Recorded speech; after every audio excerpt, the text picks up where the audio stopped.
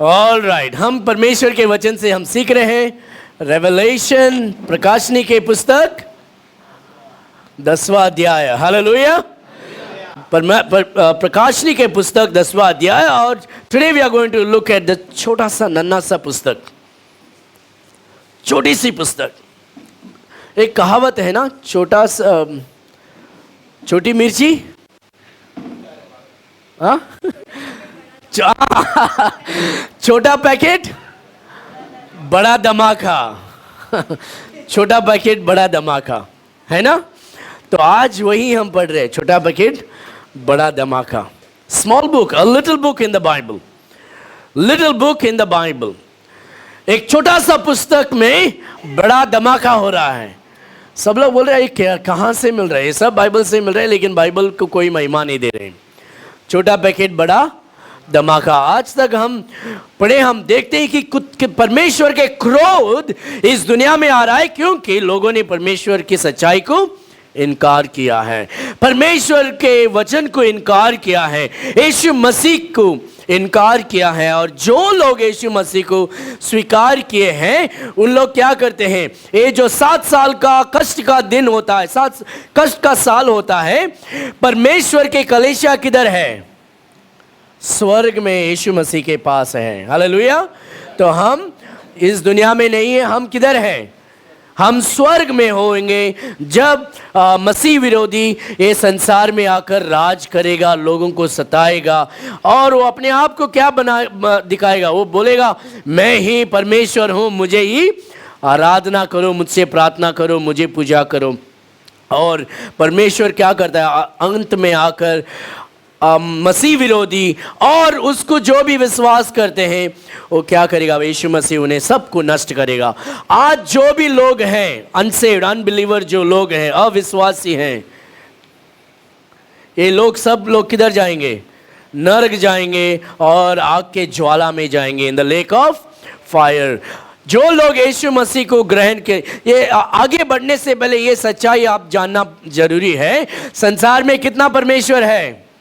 एक ही परमेश्वर है, 2 नहीं, 3 नहीं, सबका मालिक एक नहीं है, एक ही मालिक है और सब लोग उसके सामने झुकना पड़ेगा और उसका नाम है यीशु मसीह। Hallelujah. Only Jesus Christ is the true living God. There is no other God in heaven or in earth. आगे बढ़ने से पहले ये सच्चाई जानना बहुत जरूरी है क्योंकि संसार में आज लोगों ने क्या किया है? शैतान के धर्म को स्वीकार किया है। इसीलिए आज हमारे भारत में कम से कम 30 करोड़ भगवान है जो लोग पूजा करते हैं। कितना करोड़? 30 करोड़ भगवान को पता है, उनका नाम भी पता नहीं, लेकिन पूजा करते हैं। हाँ, एक घर में अगर 2 बीवी हो या एक घर में 2 पति हो, बहुत बड़ा प्रॉब्लम हो सकता है। लेकिन ये 30 करोड़ भगवान को कैसा संभालते हैं लोग? लेकिन सच्चाई एक ही है, एक ही सच्चाई है। यीशु मसीह कहता है मैं ही सत्य हूँ, मैं ही मार्ग हूँ, मैं ही जीवन हूँ। आमेन। मरियम जो है वो परमेश्वर नहीं है, जोसेफ परमेश्वर, एंजल्स परमेश्वर नहीं है, या मोहम्मद परमेश्वर नहीं है, या बुद्धा परमेश्वर नहीं है, कृष्णा नहीं है, या गणेश नहीं है, या कोई भी हो, सिर्फ यीशु मसीह परमेश्वर है। हालेलुया। और ये सच्चाई बताने के लिए मैं डरता नहीं हूँ क्योंकि मैं जानता हूँ ये सच्चाई है। सच के बिना बाकी कुछ भी है वो सब कुछ झूठ है। आमीन। तो हमारी कलीसिया सच में चलती है और सच बताएंगे और सच हम पूछेंगे, सच में हम जिएंगे।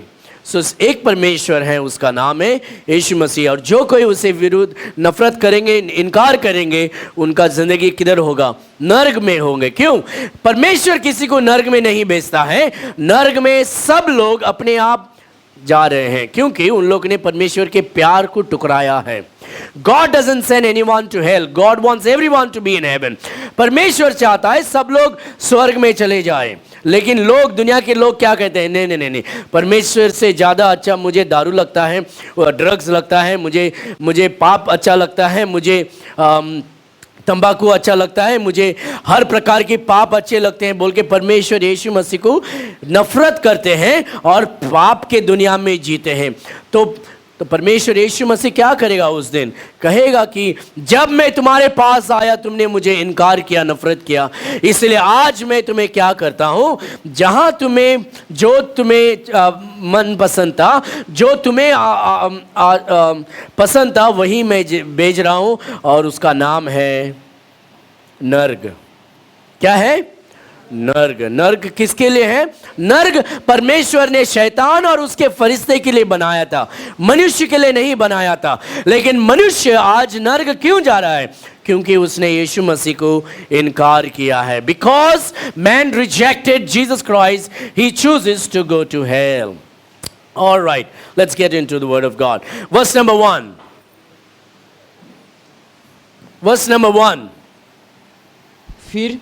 फिर मैंने एक और शक्तिशाली स्वर्गदूत को बादल में उड़े हुए स्वर्ग से उतरते देखा। अच्छा, ये को देखो, जब परमेश्वर के फरिश्ते स्वर्गदूत होते हैं, वो स्वर्ग से उतरते हैं। आमेन। वो गिरते नहीं। वो लास्ट संडे, गए संडे हफ्ते हमने क्या देखा था? दूत गिरते हैं, वो शैतान के दूत हैं। लेकिन आज हम जो देखते हैं वो स्वर्ग से, कम ऑन राजीव, फिर मैंने एक स्वर्ग से उतरते हैं। आमेन। कहां से उतरते हैं? स्वर्ग से उतरते हैं। क्यों? क्योंकि उन लोगों को एक काम दिया गया है। God has given them A work. परमेश्वर ने उन्हें एक काम दिलाया है। वो काम पूरा करने के लिए, परमेश्वर के काम आज्ञा का पालन करने के लिए वो संसार में आते हैं। Come on, read again. फिर मैंने एक और शक्तिशाली स्वर्गदूत को बादल में एक और शक्तिशाली, वन मोर माइटी एंजल्स, यानी कि कितना शक्तिशाली स्वर्गदूत है? एनीबडी कैन गेस कितना शक्तिशाली स्वर्गदूत है? कितने होंगे? 1,000? You sure? 2 Thessalonians chapter 1 verse 7.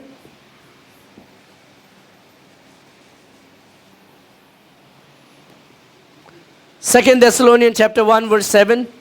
फटाफट। और तुम्हें जो क्लेश पाते हैं, हमारे साथ चैन दे उस समय जबकि प्रभु यीशु मसीह अपने सामर्थी दूतों के साथ, सामर्थी मतलब क्या है? माइटी एंजल्स, शक्तिशाली दूतों के साथ। यानी कि हर जो स्वर्गदूत है, हर स्वर्गदूत सामर्थी स्वर्गदूत है, हर स्वर्गदूत शक्तिशाली है। आमेन। एवरी एंजल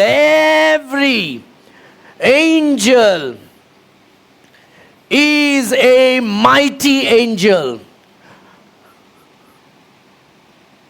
हर स्वर्गदूत सामर्थी स्वर्गदूत है। ये नहीं कि 2-3 शक्तिशाली है और बाकी सब पूरा क्या है? कमजोर है। नहीं। स्वर्ग के स्वर्गदूत सब शक्तिशाली हैं। कुछ साल पहले गोवा में कुछ ऐसे कलेशिया, अभी भी कुछ कलेशिया हैं, जो कहते हैं कि स्वर्ग से स्वर्गदूत का पंख गिरा है। उनको कार के नीचे मिलता है, या कोई ग्राउंड में पंख मिलता है, या अपने घर का वरांडा में पंख मिलता है, और वो पंख को उठाकर उन लोग क्या कहते हैं? स्वर्ग से स्वर्गदूत का छोटी छोटी पंख गिरी है। परमेश्वर के वचन के अनुसार परमेश्वर के स्वर्गदूत सामर्थी स्वर्गदूत हैं। God's angels are mighty, they are not weak, they are not sick. हमारे बाल क्यों झड़ते हैं? Because we are weak. But God's angel, परमेश्वर के स्वर्गदूत वीक नहीं है, कमजोर नहीं है। तो गोवा में कुछ ऐसे कलेशिया है जो लोगों को पागल बनाने के लिए, उन्हें गुमराह करने के लिए, या लोगों को खींचने के लिए। लेकिन देखो, ये सच्चाई है। अगर हम परमेश्वर के सच्चाई को उठाकर, सच्चाई को अगर हम प्रचार करते रहेंगे, सच्चाई को सुनने के लिए परमेश्वर के चुने हुए लोग जरूर आएंगे उधर। नाटक करने की जरूरत नहीं है। आमेन। God's people will come where God's truth is proclaimed. And so we don't have to manipulate. तो कुछ ऐसे कलीसिया है जो लोगों को गुमराह करने के लिए बाजार से कुछ पंख गिरते हैं, या हमारे घर के सामने अगर पंख गिराया गया तो हमें क्या लगता है, हाँ ये कोई पक्षी का पंख है। लेकिन कुछ पास्टर लोग हैं जो कहते हैं वो छोटी सी पंख जो है वो स्वर्ग के फरिश्ते से गिरा हुआ है। तो परमेश्वर के वचन के अनुसार हम देखते हैं कि परमेश्वर के जो स्वर्गदूत है वो सामर्थी स्वर्गदूत है। आमेन। इसलिए हम कभी भी इस ऐसी वैसी गिरा हुआ वचनों को सुनना नहीं चाहिए। हम सिर्फ परमेश्वर के वचन को सुनना चाहिए। Hallelujah. You agree with that? Okay, then go ahead. उसके हाथ में एक छोटी सी खुली हुई पुस्तक थी। उसके हाथ में छोटी सी खुली हुई पुस्तक थी। उससे अपना दाहिना पांव समुद्र पर और बायां पृथ्वी पर रखा। छोटी सी खुली हुई पुस्तक, सबको छोटी सी पुस्तक अच्छी लगती है ना? हम जब छोटे थे तभी भी छोटी सी पुस्तक अच्छी लगती है, पॉकेट में डालने के लिए छोटी सी बाइबल भी अच्छी दिखती है। स्वर्ग में भी एक छोटी सी पुस्तक है। अभी वो छोटी सी पुस्तक स्वर्गदूत के हाथ में है, लेकिन जैसा हमने शुरू किया छोटा पैकेट बड़ा धमाका, वैसा ही ये छोटी सी पुस्तक बड़ा धमाका करने वाला है दुनिया में। किधर? दुनिया में। Okay, verse number 2। उसके हाथ में एक छोटी सी खुली हुई पुस्तक थी। हाथ में एक छोटी सी खुली हुई पुस्तक। उसने अपना दाहिना पांव, उसका दाहिना पांव अभी किधर है? समुद्र पर और बायां पृथ्वी पर रखा। बाएं किधर है? पृथ्वी पर रखा है। ये यीशु मसीह नहीं है, लेकिन ये एक स्वर्गदूत है। This is not Jesus Christ, but this is an angel of God. Amen. Okay, क्योंकि यीशु मसीह जब आएगा उसका पैर समुद्र पर नहीं रहेगा, लेकिन माउंट ऑलिव या माउंट जायन पर, माउंट ऑलिव पर उसका पैर रहेगा। ओके, जब यीशु मसीह आएगा। ज़करिया चैप्टर 14। Alright, verse number 3। और ऐसे बड़े शब्द से चिल्लाया, जैसा सिंह गरजता है। जैसा सिंह गरजता है। सिंह गरजता मतलब क्या है? क्यों सिंह गरजता है? सिंह कभी गरजता है? क्यों गरजता है? कभी गरजता है? When does lion roar? जब सोता है? नहीं। When it is angry, जब वो गुस्से में है। When it is hungry and angry. When the lion is hungry and angry. It's a voice of command. ये आज्ञा का एक आवाज है। मैं आ रहा हूं, तैयार हो जाओ, मेरा क्रोध तुम्हारे ऊपर आने वाला है, मैं भी शिकार करने वाला हूं, जो भी कमजोर है उन्हें खत्म करने वाला हूं। ये आज्ञा का आवाज है। तो ये जो स्वर्ग का स्वर्गदूत है वो क्या करता है? और ऐसे बड़े शब्द से चिल्लाया, जैसा सिंह गरजता है। और जब वो चिल्लाया तो गर्जन के सात शब्द सुनाई दिए। गर्जन के साथ 7 शब्द सुनाई दे। 7 words. Okay, 7 thunders. Oh, शब्द। 7 thunders uttered their voices. तो जब ये स्वर्गदूत आवाज करता है, what is the name for the आवाज? गर्जन। जब वो सिंह गर्जन करता है तब स्वर्ग से 7 थंडर्स। अरे यार, थंडर इज गर्जन। So what is the roaring voice of the lion? हाँ, उसमें क्या लिखा है? वर्स नंबर 3 पढ़ो वापस। गरजता है। ओके, सिंह गरजता है। Lion is roaring. सिंह गरजता है और आवाज 7 गर्जन से आवाज आती है। कैसी आवाज आती है? There's a voices. वो बहुत कुछ बातें सुन रहा है, अभी बहुत कुछ आवाज आ रहा है, बहुत कुछ बातें वो सुन रहा है, बहुत कुछ ऐसी वैसी कार्य भी वो देख रहा है। कौन देख रहा है इधर? कौन है इधर स्वर्ग में? कौन दर्शन कौन देख रहा है? जॉन, यूहन्ना, राइट? Apostle John. इसका उम्र कितना है अभी? उम्र कितना है? Is 90 years old। इसे कहां डाला गया है? इसे पटमोस बोल के एक जो आइलैंड होती है, आइलैंड को क्या बोलते हैं? पानी के समुद्र के बीच में एक छोटी सी क्या है? ओके, टापू, द्वीप, टापू और द्वीप होता है। जो आइलैंड होता है उसमें अभी क्या किया है?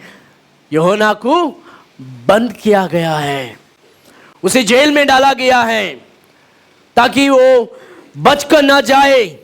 उसे कहां डाला गया है? जेल में डाला गया है। क्यों? वो पाप किया था इसीलिए? नहीं, वो परमेश्वर यीशु मसीह के बारे में प्रचार कर रहा है, वो यीशु मसीह का दास है, इसलिए उसे क्या किया गया है? उसे पतमोस के आइलैंड में, जेल में उसे डाला गया है। उसे क्या किया था? यीशु मसीह को वो विश्वास करता है बोल के तेल में डुबाया था। तेल में डुबाया था मतलब बॉइलिंग ऑयल। आवाज आती है ना बुड़बुड़ बुड़बुड़ करके जब गर्म हो जाती है, वैसा तेल में यूहन्ना को डुबाकर निकाला गया था। बोल रहे थे यीशु मसीह को इनकार कर। वो बोला नहीं, मैं यीशु मसीह को कैसा इनकार कर सकता हूं? मैं यीशु मसीह को इनकार नहीं करूंगा।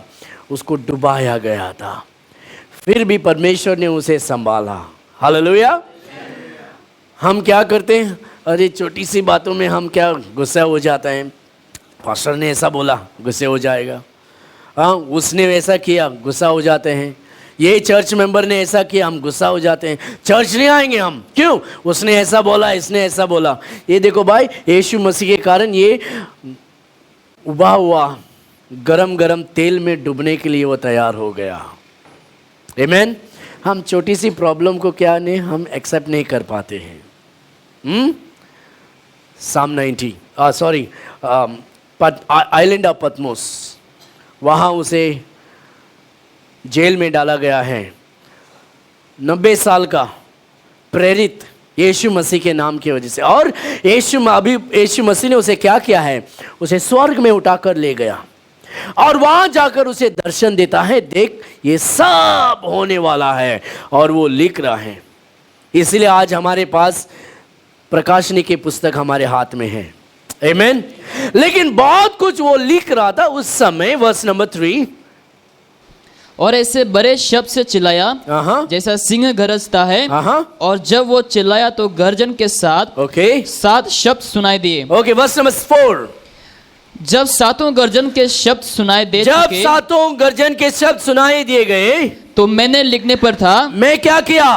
तुरंत लिखने के लिए तैयार हो गया। I was ready to write, क्योंकि वही मैं कर रहा था। यीशु मसीह ने मुझे लिखने के लिए बुलाया है, तो अभी भी वो लिखने के लिए तैयार हो गया। लेकिन लिखने के लिए जब कलम उठाया, कागज पर लगाया, आवाज आती है, पर मैं लिखने पर था, पर मैंने स्वर्ग से ये शब्द सुना, मैंने स्वर्ग से ये शब्द सुना, जो बातें गर्जन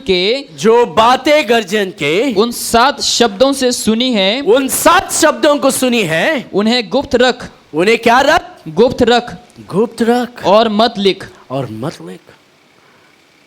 कुछ ऐसी बातें हैं परमेश्वर हमसे नहीं कहना चाहता है, और उस बातों को हम जानना भी नहीं चाहिए।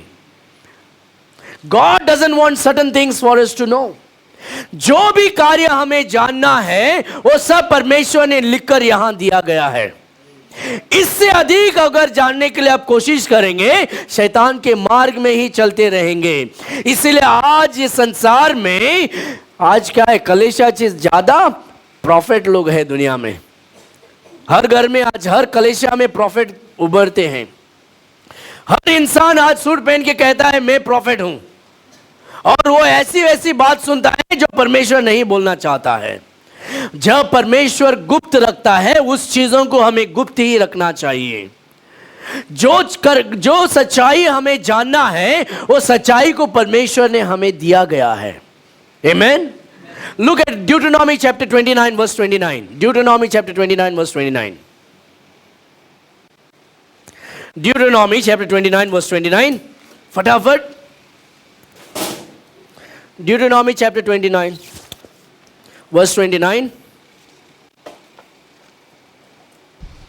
गुप्त बातें हमारे परमेश्वर यहोवा के वश में है, परंतु जो गुप्त बातें हमारे परमेश्वर यहोवा के वश में है, secret things belongs to the Lord. गुप्त बातें किसके हाथ में है? परमेश्वर के हाथ में है. परंतु जो प्रकट की गई है वे सदा के लिए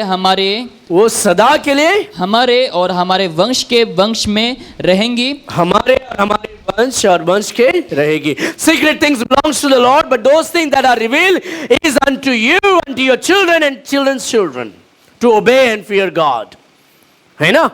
तो जो गुप्त की बातें हैं परमेश्वर हमें नहीं देना चाहता है, और जो परमेश्वर ने हमें दिया है वो हमारे लिए है. तो इसीलिए जो हमें दिया गया है उस बातें को हम मानना है, उस बातों के अनुसार हमें चलना है. जो गुप्त बातें परमेश्वर ने हमें दिया नहीं उसे जानने के लिए हम तड़पना नहीं चाहिए. इसीलिए आज शैतान के मार्ग, बहुत सारे कलेश, मैं बोलता हूं बोल के गुस्सा मत हो जाओ, बहुत सारे कलेश आज शैतान के मार्ग में चल रहे हैं. क्योंकि उन लोग क्या जाते हैं, उन लोग जाते हैं पर पास्टर जी प्रोफेसाई करो, यानी कि गुप्त बातें बताओ. Show us the prophecy, tell us the secrets. और परमेश्वर कहता है नहीं, तू जानना चाहता है सच्चाई, मेरा जो इच्छा तेरे बारे में जो इच्छा है वो जानना चाहता है, वो किताब तेरे हाथ में है, उसे खोलकर तू पढ़कर शुरू कर. If you want to know the will of God, you need to open the book of God and read the word of God, because therein is the word of God and is the will of God. अगर परमेश्वर यीशु मसीह का इच्छा हमें जानना है तो उसके वचन को खोलकर हमें पढ़ना है, क्योंकि उसका वचन ही परमेश्वर का इच्छा है. परमेश्वर के वचन को छोड़कर हम भविष्यद्वक्ताओं के पीछे अगर हम भागेंगे, प्रॉफिट के पीछे भागेंगे, बोलेंगे ए प्रॉफिट प्रोफेसाई, परमेश्वर कहता है शैतान का झूठ ही तुम्हें मिलेगा. Too many prophets will prophesy only what you like to hear today. Have you ever heard any man standing up and prophesying and calling you to repent of sin? कभी आज जो प्रॉफिट अपने आप को कहता है प्रॉफिट बोल के, वो कभी खड़ा होकर नहीं बोलेगा तुम लोग के जिंदगी में पाप है, उस पाप से तुम पछताव करो. कभी नहीं बोलेगा. वो बोलेगा तेरा घर में बंगला आने वाला है, या तेरा बैंक का बैलेंस बढ़ने वाला है, या तेरा मुर्गी मरेगी नहीं, तेरे बच्चे कभी बीमार नहीं होंगे. यानी कि मुझे सब कुछ अच्छा लगता है, ये प्रॉफिट को मैं पैसा दूंगा. And God is against such prophets. और आज हम संसार में प्रॉफिट्स कोई भी नहीं है. जो भी अपने आप को प्रॉफिट कहता है वो कौन है? वो चोर है. The word of God calls them thief. They are stealing God's people and the wealth of God's people. There is only the word of God. Today's prophet and today's apostle is the word of God. सच्चाई अगर जानना है तो वचन में जाना है. Now look at Amos chapter 3 verse 7. Amos chapter 3 verse 7 and 8.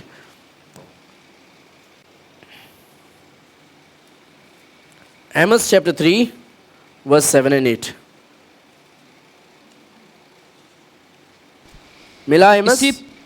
इसी प्रकार से प्रभु यहोवा अपने दास भविष्यद्वक्ताओं पर अपना मर्म बिना प्रकट किए कुछ भी ना करेगा. What is it written in English? Surely the Lord God doeth nothing. But he revealeth his secrets unto his servants the prophet. है ना? परमेश्वर कुछ भी ऐसा नहीं करेगा, लेकिन उसका गुप्त की बात अपने भविष्यद्वक्ताओं को बताएगा. तो अभी भविष्यद्वक्ताओं ने हमें उस गुप्त को कैसे बताया है? वचनों में लिखकर. God's secrets are revealed through the prophets and the apostles here in the word of God. Amen. God's word is written here and given unto us. परमेश्वर ने योना को कहा जो अब सुना है वो गर्जन की आवाज वो कुछ नहीं लिखना. 2 Corinthians chapter 12. 2 Corinthians chapter 12 verse 1 to 6. दूसरा कोरिन्थियर 12वीं अध्याय 1 से 6 वचन पढ़ो. यद्यपि घमंड करना मेरे लिए ठीक नहीं, घमंड करना मेरे लिए ठीक नहीं, तो भी करना पड़ता है. तो भी करना पड़ता है. इसीलिए मैं प्रभु के दिन हुए दर्शन और प्रभु का दिन कौन सा दिन है? The lord's day is Sunday. प्रभु के दिन हुए दर्शन और प्रकाशनों के चर्चा करूंगा. मैं मसीह में एक मनुष्य को जानता हूँ. मैं मसीह में मनुष्य को जानता हूँ. एक मसीह को जानता हूँ. यहाँ पौलुस झूठ नहीं बोल रहा है. ये पौलुस यहाँ अपने आप को छोटा नहीं बना रहा है. कुछ लोग बोलते हैं ये पौलुस के बारे में लिख रहा है लेकिन कहता है मैं जानता नहीं हूँ. वो पागल नहीं हुआ है. पौलुस पागल नहीं या पौलुस झूठ नहीं बोल रहा है. पौलुस क्या बोल रहा है? मसीह में एक ऐसा व्यक्ति है लेकिन मैं नहीं जानता हूं वो आत्मा में या शरीर में है. ना, पढ़ो वापस. Verse number 2. मैं मसीह में एक मनुष्य को जानता हूँ. मैं मसीह में एक मनुष्य को जानता हूँ. 14 वर्ष हुए कि ना जाने देह सहित ना जाने देह रहित परमेश्वर जानता है. परमेश्वर जानता है. मैं नहीं जानता हूँ देह में या आत्मा में, मैं नहीं जानता हूँ. लेकिन 14 साल पहला एक बात ऐसी हुई थी, उसने मुझे बताया गया था और पवित्र आत्मा भी मुझे बताया है. और क्या हुआ है? ऐसा मनुष्य तीसरे स्वर्ग तक उठा लिए गया. तीसरे स्वर्ग तक, यानी कि कितना स्वर्ग है? बादल एक स्वर्ग है. अगर तुम्हें स्वर्ग देखना है आंख ऊपर करो. वो जो बादल आकाश जो देख रहे हैं वो स्वर्ग है. वो पहला स्वर्ग है. It's a first heaven. दूसरा स्वर्ग जब हम सितारे देखते हैं या गैलेक्सी होते हैं वो दूसरा स्वर्ग है. The starry heavens. Okay, cloudy heaven, CLOUDY, cloudy heaven, starry heaven. Okay, और तीसरा स्वर्ग क्या कौन सा है? परमेश्वर के सिंहासन. That's the heavens of heaven. So there are 3 heavens. कितना स्वर्ग है? 3 स्वर्ग है. एक बादलों का स्वर्ग, दूसरा सितारों के स्वर्ग और तीसरा स्टारी परमेश्वर का सिंहासन का स्वर्ग है. ओके, तो ये जो तीसरा स्वर्ग है, now read that. 14 साल पहले एक ऐसा व्यक्ति को मैं मसीह में एक मनुष्य को जानता हूँ. 14 वर्ष हुए कि ना जाने देह सहित ना जाने देह रहित या देह रहित परमेश्वर जानता है. मैं नहीं जानता हूँ. ऐसा मनुष्य तीसरे स्वर्ग तक उठा लिया गया. ऐसा मनुष्य कौन सा स्वर्ग? तीसरा स्वर्ग तक उठा लिया गया है. मैंने ऐसे मनुष्य को जानता हूँ. ना जाने देह सहित. अरे कौन सा है? वापस पढ़ रहे हैं. Okay, go ahead. मैं ऐसे मनुष्य की जानता हूँ. ना जाने देह सहित ना जाने देह रहित परमेश्वर ही जानता है. कि स्वर्ग लोक पर उठा लिया गया. और ऐसी बातें सुनी जो कहने की नहीं और जिनका मुंह पर लाना मनुष्य को उचित नहीं. कुछ ऐसी बातें मैंने सुनी उस इंसान के द्वारा जो 14 साल पहले उठाया गया था, लेकिन ऐसी बातें जो बता भी नहीं सकते हैं. और यहां यूहन्ना भी हमसे कहता है क्योंकि परमेश्वर ने बोला बंद कर लिखो मत. Okay, then come to Revelation chapter 10. What is the time? 25. Okay. Next verse. जब सातों गर्जन के शब्द सुनाई दे चुके. Verse number 5. जिस स्वर्गदूत को मैंने समुद्र और पृथ्वी पर खड़े देखा था, उससे अपना दाहिना हाथ स्वर्ग की ओर उठाया. उसने अपने दाहिना हाथ स्वर्ग की ओर उठाया. स्वर्ग की ओर उठाया. So, and the angel which I saw stand upon the sea and upon the earth lifted up his hands to heaven and swear by him. यीशु मसीह स्वर्ग के ओर उठाकर कभी वादा नहीं किया, क्योंकि वो परमेश्वर हैं। जो परमेश्वर नहीं है वो परमेश्वर के नाम पर वादा करते हैं, है ना। तो यहां ये जो स्वर्गदूत है वो अपने आप स्वर्ग के ओर उठाकर क्या करता है?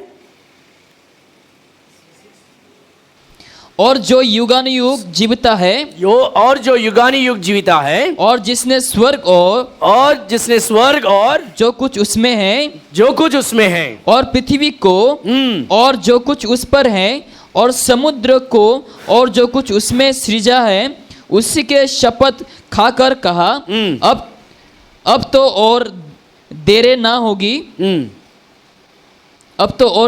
होगी, वरन सातवें स्वर्गदूत के तुरी फूंकने पर होने वाले शब्द के इस दिनों में परमेश्वर का गुप्त मनोरथ उस शुभ समाचार के अनुसार जो उसने अपने दास भविष्यद्वक्ताओं को दिया पूरा होगा। ओके, अभी इधर क्या होता है? ये जो स्वर्गदूत है वो स्वर्ग के और हाथ उठाकर वो परमेश्वर के वादा लेकर वो कहता है अभी ज्यादा देर नहीं है। यानी कि जो चैप्टर 10 जो है it is a full summary, यानी कि अभी अंत होने वाला है और वो छोटी सी पुस्तक में है। ओके, अंत होने वाला है, वो छोटी सी पुस्तक के बारे में हम ज्यादा आने वाले संडे हम पढ़ेंगे। ओके, आने वाले संडे। लेकिन आज हमें ये जानना जरूरी है कि स्वर्ग में एक छोटी सी पुस्तक है, लेकिन वो छोटी सी पुस्तक में बड़ा धमाका है। ओके, और क्या होती है वहां? स्वर्गदूत क्या करता है? एक आवाज निकालता है, सिंह के जैसे आवाज, यानी कि वो आने वाला है और संसार को खत्म करने वाला है। ओके, देन वो ऐसी वैसी बात सुनता है स्वर्ग में, यूहन्ना सुनता है, लेकिन सुनने के बाद वो लिखने के लिए तैयार होता है, लेकिन स्वर्ग से आवाज आती है लिखो मत, क्योंकि लिखेंगे तो क्या हो जाएगा? पेट इतना तक खाएगा तो मज़ा आता है, इतना तक खाएंगे तो तकलीफ हो जाती है, उससे ज़्यादा खाएंगे तो मर सकते हैं। इसलिए परमेश्वर कहता है जितना चाहिए उतना ही सही है। तो आज भी हम इतना ही खाएंगे, ज़्यादा खाएंगे तो भूल जाएंगे या प्रॉब्लम हो जाएंगे। आने वाले संडे हम उस छोटी सी पुस्तक के बारे में हम देखेंगे। उस छोटी सी पुस्तक में ऐसी बात क्या है जो परमेश्वर ने यूहन्ना से कहा लिखो मत? ऐसी बात क्या है? क्या होने वाला है? वो छोटी सी पुस्तक क्यों मिठा और कड़वा लगता है? 9:20, 9:30? Is that the time? Okay, read verse number 9. Verse number 8. जिस शब्द को मैंने स्वर्ग से बोलते सुना था वो फिर मेरे साथ बातें करने लगा। जो स्वर्गदूत समुद्र और पृथ्वी पर खड़ा है उसके हाथ में की खुली हुई पुस्तक ले ले। उसमें हाथ में खुली हुई पुस्तक ले ले। छोटी सी पुस्तक है, खुला हुआ है, वो पुस्तक को ले ले। और क्या कर? मैंने स्वर्गदूत के पास जाकर कहा, मैं गया स्वर्गदूत के पास और कहने लगा ये छोटी पुस्तक मुझे दे, ये छोटी पुस्तक मुझे दे। उसने मुझसे कहा, उसने क्या कहा? ले इसे खा ले। इससे क्या कर? ले खा। हम लोग भी बोलते हैं ना, you want eat man, take it. हाँ, लेकिन ये खा ले कहता है। वो ऐसा नहीं कहता है कि अरे तकलीफ मत दे यार, ले ले खा ले, ऐसा नहीं। वो पुस्तक खाना जरूरत है। यीशु मसीह कहता है अगर मेरा मांस और लहू को आप नहीं खाए या नहीं पिए तो मेरे शरीर में होना लायक नहीं है। परमेश्वर के मांस, यीशु मसीह के मांस हम कैसे खाते हैं? यीशु मसीह के पास आने के आकर उसके लहू हम कैसे पीते हैं? उसको विश्वास करते हुए, है ना। तो यहाँ वो पुस्तक को क्या कहता है? छोटी सी खुले हुए पुस्तक को खाने के लिए कहता है। लेकिन खाने से क्या होता है? खाने से क्या होता है? हनी होता है ना, हनी, मधु। कैसा लगता है? हाँ, मीठा लगता है। मधु खाने से मीठा लगता है। थोड़ा चम्मच खाने से क्या होता है? मीठा लगता है। एक गिलास पीने से क्या होता है? एक गिलास मधु पीने से क्या होता है? बोलो भाई, उल्टी हो जाता है। सही बात। बाद में वो पॉइजन हो जाता है ना। पॉइजन को क्या बोलता है? जहर बनता है। मधु मीठा है लेकिन पेट में ज़्यादा भी जाएगा जहर बन सकता है। दूध शक्ति के लिए बहुत अच्छी बात है, लेकिन दूध को ज़्यादा भी तुम पिएंगे वो पॉइजन जहर बन जाता है। कुछ भी ऐसी चीज़ है वो जहर बन जाता है। लेकिन ये जो खुला हुआ पुस्तक खाने से क्या होता है? मीठा लगता है, लेकिन पेट में जाने के बाद वो कड़वा लगता है। ऐसा कोई चीज़ तुमने खाया है? ऐसा कोई चीज़ खाया हुआ है कोई भी इधर याद है कि खाया बारे बहुत मीठा लगा, लेकिन पेट के अंदर तुरंत जाने के बाद कड़वा लगने लगा? कोई भी ऐसा चीज़ है? एनीथिंग? नहीं। लेकिन सब लोग इस कलेशा में मीठा मीठा खाए हैं, फिर भी पेट के अंदर जाने के बाद कड़वा हुए हैं। वो सिर्फ परमेश्वर के वचन हैं। Only God's word is sweet in the mouth and bitter in the tummy. Sweet in the mummy, bitter in the tummy, because it's not always yummy. Pastor, message was great. मीठा लगा। अरे क्या यार, पास्टर ने आज मुझे ही M किया, पूरा जो प्रीचिंग था मुझे देख देख कर पॉइंट किया। बोलते हैं ना हम लोग, कभी कभी मीठा लगता है, बाद में कड़वा भी लगता है। शुरू में मीठा लगता है, बाद में कड़वा लगता है। That is God's word. लेकिन कड़वा हुआ इसके वजह से, इसका मतलब ये नहीं कि हम उसे छोड़कर हम भागे। ज़्यादा भी मीठा खाएंगे डायबिटीज़ होगा, इसलिए परमेश्वर कड़वा बनाकर डायबिटीज़ से हमें हीलिंग देता है। आमीन। सो कड़वा बहुत इंपॉर्टेंट है। करेला बहुत इंपॉर्टेंट है। आज तुम करेला नहीं खाएंगे तो बाद में तड़प तड़प कर खाना पड़ेगा। तो इसीलिए बैलेंस रखना बहुत अवश्य है। आमीन। बहुत अवश्य है। अगर तुम्हें तुम्हारे शरीर से हर प्रकार की बीमारी को बाहर करना है तो मैं आपको एक रेसिपी दूंगा, आप ट्राई करना है, मरेंगे नहीं। 5 दिन या 5 दिन से 40 दिन सिर्फ पानी पिएंगे, सुबह से शाम तक सिर्फ पानी पिएंगे। खाना नहीं खाना है, बिस्किट नहीं खाना है, शीतकोड़ी नहीं खाना है, चिकन बिरयानी नहीं खाना है। 5 दिन से 40 दिन अगर सिर्फ पानी पिएंगे, सिर्फ और सिर्फ पानी पिएंगे, तुम्हारे शरीर से सारे डायबिटीज, सारे प्रेशर, सारे कैंसर, सारे प्रकार के रोग, मैं आपको गारंटी 100% गारंटी देता हूं, शरीर से निकल जाएगी। But it takes discipline. It takes discipline. 5 दिन से 40 दिन तक पानी पीना है, खाना नहीं खाना है। शरीर में जो भी बीमारी है वो चली जाएगी। जैसा परमेश्वर का वचन है, we are cleansed by the water which is the word of God. परमेश्वर का वचन हमें शुद्ध करता है, हमारी पवित्र जिंदगी को, वैसा ही हमारे शरीर को जल या पानी शुद्ध करता है। और 5 दिन से 40 दिन तक अगर हम पानी पिएंगे, सिर्फ पानी पिएंगे बिना कोई भोजन, हमारा शरीर में जो भी बीमारियां हैं वो चली जाएगी। मेरा जब बेटा पैदा हुआ तब से मैं मेडिसिन पढ़ने के लिए शुरू किया। हमारे बच्चे जब पैदा हुए तब से मेडिसिन पढ़ने के लिए शुरू किया। मेरे पास डॉक्टर का सर्टिफिकेट ज़रूर नहीं है, लेकिन डॉक्टर के मेडिसिन के बारे में मैं जानता हूँ। इसलिए if you want to take my advice, try to drink water for 5 days at least minimum, most of your sickness will go out of your body. 40 days of disciplined water fasting will cleanse all the sickness out of your body. Amen. Doctor के पास जाने का जरूरत नहीं है। लेकिन परमेश्वर का वचन शुरू में मीठा होता है, लेकिन ये जानना जरूरी है कभी कभी परमेश्वर कड़वा भी देगा। पेट के अंदर जाने के बाद कड़वा लगता है, लेकिन वो हमारे लिए अच्छा है। पास्टर प्यार से बात करो, प्यार से। हमारे भारत में ना प्यार से, आज देखा बलून कितना अच्छा दिख रहा है, बहुत अच्छा दिख रहा है ना। या डिसिप्लिन है बलून में आज, है ना। लाल है, बाद में पिंक है।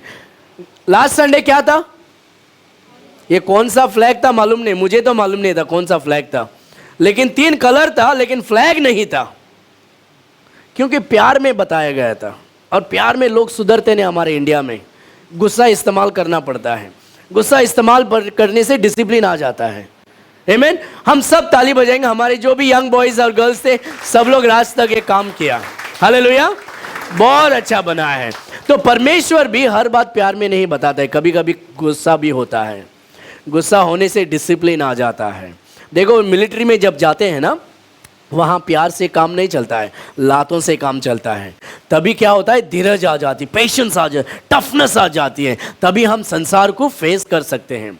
इसलिए घर में अगर बाप अगर स्ट्रिक्ट नहीं है, बच्चे मम्मी जैसी बनते हैं। हाय बेटा, बेटा भी वह माँ जैसा बन जाता है। इसलिए बाप क्या करना है, लात नहीं है डंडा से मारकर उसे बड़ा करना पड़ता है।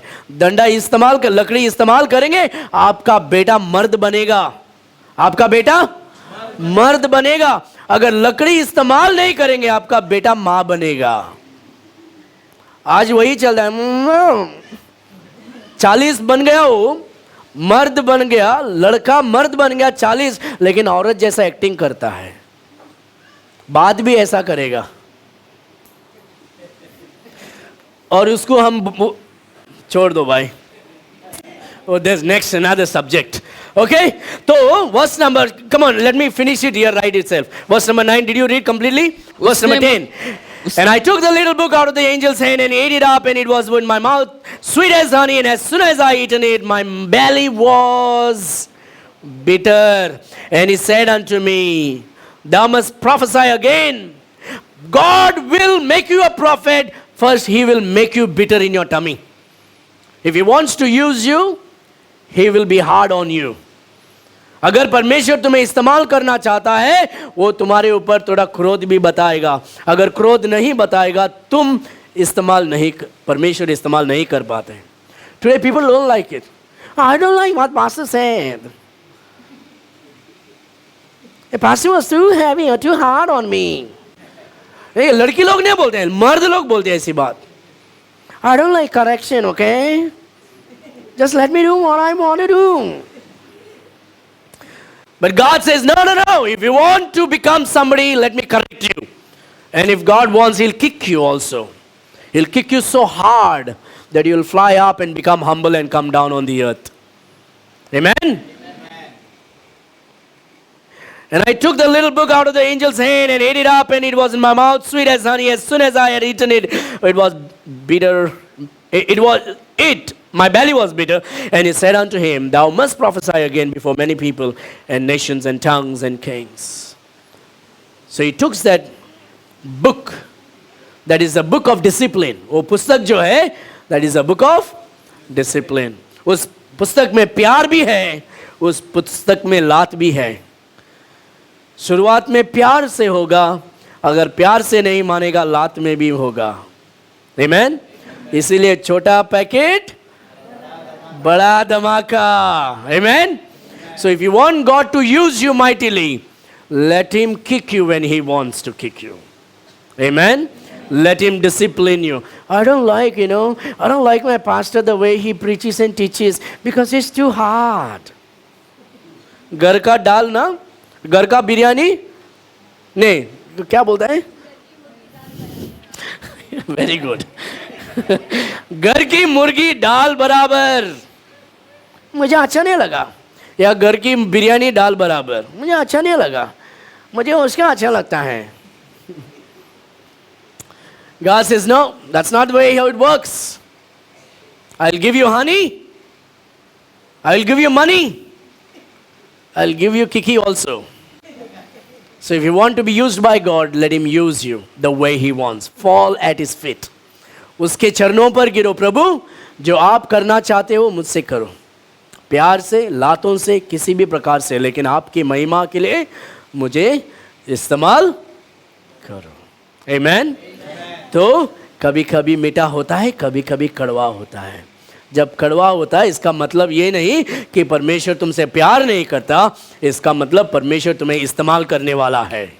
आमेन। आइए छोटा पैकेट, लेट अस प्रे। आइए प्रार्थना करेंगे। Father we thank you. परमेश्वर हम आपको धन्यवाद देते हैं, सुबह के समय आपके वचनों से हमें आपने सिखाया, हमें आपने बढ़ाया प्रभु, आपके वचन के ज्ञान आपने हमें दिलाया।